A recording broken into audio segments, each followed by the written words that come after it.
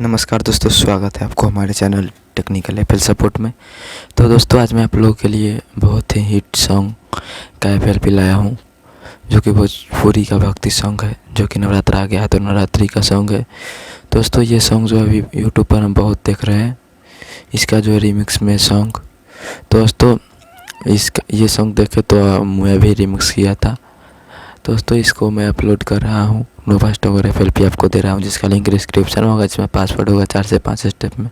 तो वीडियो को बारीकी से देखिएगा, पासवर्ड आपको मिल जाएगा वीडियो में। पूरा वीडियो में कहीं भी आपको पासवर्ड शो हो सकता है। दोस्तों, चैनल पर नए होंगे तो सब्सक्राइब कर लीजिएगा और वीडियो को लाइक ज़रूर कर दीजिएगा। चलिए, मैं आपको प्रोजेक्ट जो हूँ सुना देता हूँ, ताकि आप जो है डाउनलोड कर सकें। और MP3 डाउनलोड करना हो या सुनना हो तो लिंक डिस्क्रिप्शन में मिल जाएगा, या अपने चैनल पर जाकर कृष्णा म्यूजिक मस्ती पर मिल जाएगा। दोस्तों, चलिए सुनाता हूँ। कृष्णा राज, कृष्णा राज, कृष्णा राज,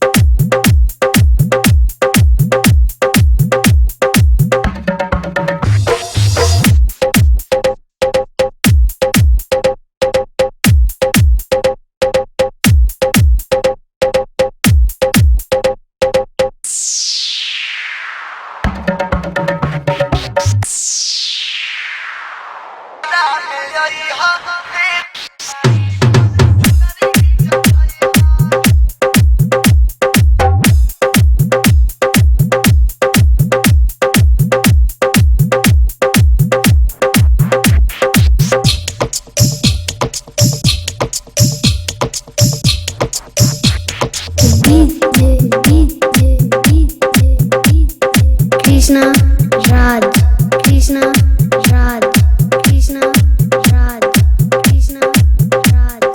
निर्दलिया वैशाली, निर्दलिया वैशाली, निर्दलिया वैशाली।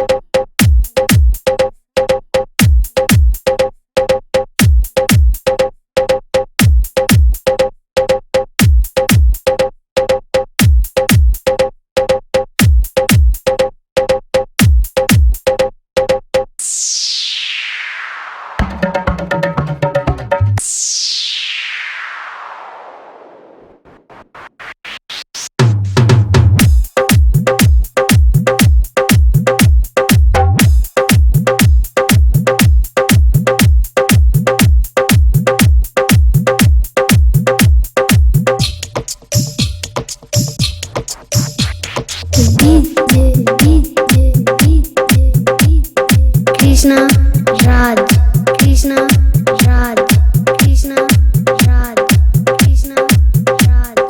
निर्दलिया वैशाली।